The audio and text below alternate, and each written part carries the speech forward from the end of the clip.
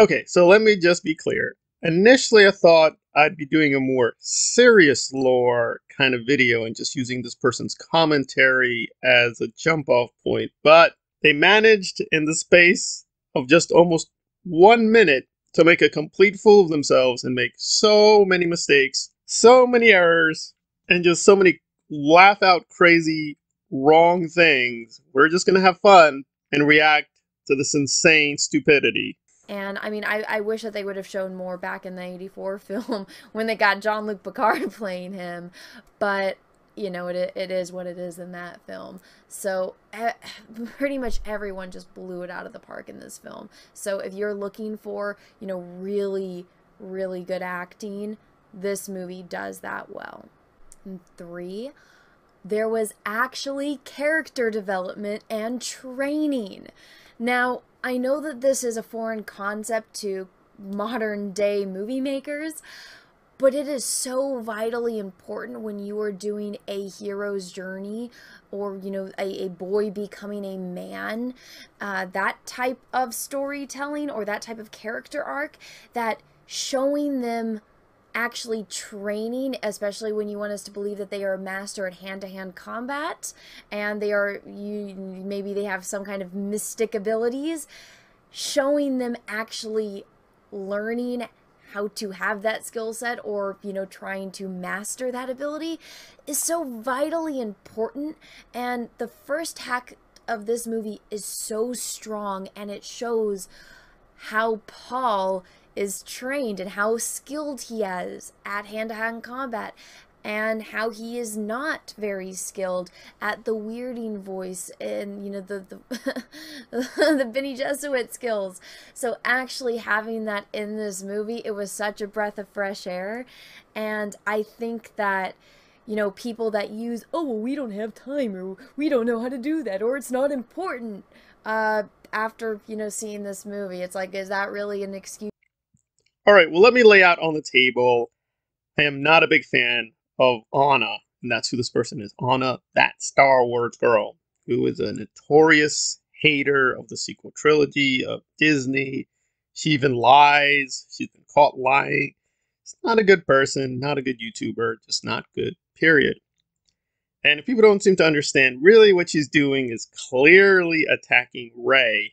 I know some people don't care about Star Wars, don't know about Star Wars. That's fine. I'm just using this to let people know the context. She hates Rey, and clearly the implication is, see, Rey, bad character, JJ, bad director, Force Awakens, bad, Dune, good because of the training.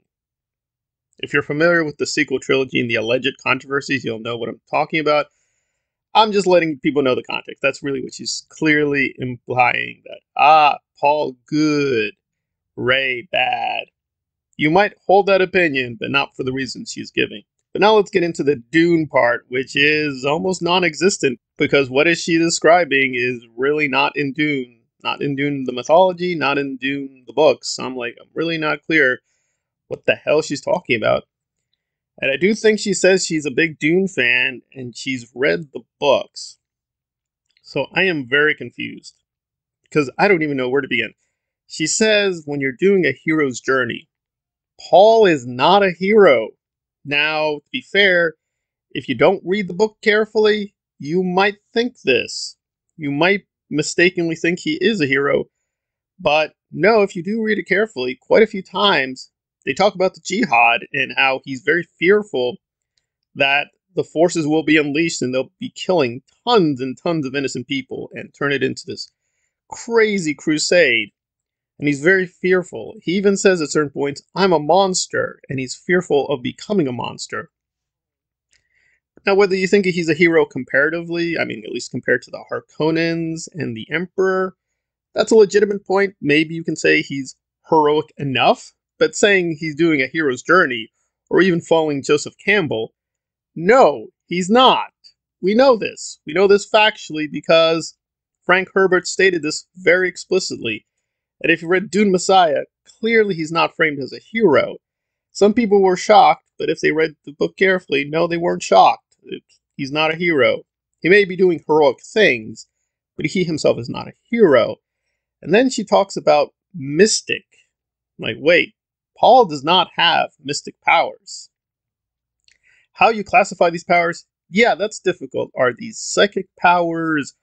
Are they mutant powers? But they're definitely not supernatural. Again, I think she's thinking about Star Wars and is thinking with her Star Wars frame of mind. Well, this is like Star Wars, right? It's like the Force. It's this mysterious energy thing. There doesn't exist that in Dune.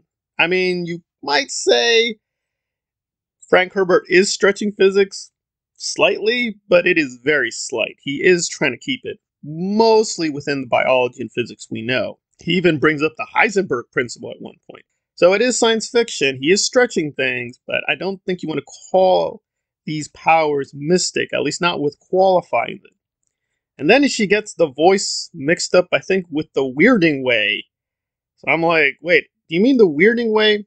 Or do you mean the voice? It seems like you think they're the same thing. The weirding way is a set of skills the Bene Gesserit have. The voice is, yes, an ability they cultivate. That's technically separate. I mean, maybe she just misspoke. But I don't think she was misspeaking throughout this whole segment. She clearly is not understanding what Dune is about. And even that training thing she's going on about, yes, there is character development, but that's with Gurney. It's really more with Gurney impressing upon Paul. You can never ever rest. The Harkonians are constantly probing, constantly hunting us. You can never ever relax. But I think, if I remember the books correctly, it's assumed he's trained already. He doesn't need training. He already knows how to fight with the shields, and he understands the technology of penetrating the shields with knives and swords. He knows all that. And again, the Lynch version, ironically, is very explicit on that because they note there, I've already been training. I've already done a training session. Why do I need to do it again? So yes, in the Denis Villeneuve version, it might seem a little strange, but if you read the book or even seen the Lynch version, it's fairly explicit that no, you know how to fight. That's fine. What you don't know is how dangerous things are. The book is pretty clear on this. The films are not. That's a legitimate point. But I don't know where she's going with, like, the training is character development. Well, not with Paul. He's trained almost from the very beginning. Lady Jessica and one of the Bene Gesserit have a conversation about this, saying, has the boy been trained? And Lady Jessica confirms, yeah, he's been trained. So he's trained from the get-go. Again, a lot of the story of Dune is not Paul being trained. There is some training that goes on with the Fremen later on, but no, we just have to presuppose he's been training for a while, and that's definitely affected his psychology. That's definitely going into his character, but I have no idea what she's talking about. I understand where she's going. That in her fan fiction, see, they showed the twaining. That's good. Star Wars, Disney, bad. No show training. That bad. Okay, that might be a legitimate controversy within Star Wars. What does this have to do with Dune? It just seems in her non existent brain, Dune and Star Wars are nearly identical. And again, often they are, but that's why you have to be very careful, because even when the same concepts, the same plots, the same structures, they're being used for very different purposes. So she apparently missed a lot of the deeper philosophical subtext for, I hate Disney and I hate Disney Star Wars. That's all well and good. That will not help you one bit to understand Dune, the novel, much less the Dune mythology, even in the Denis Villeneuve version, as far as I understand it.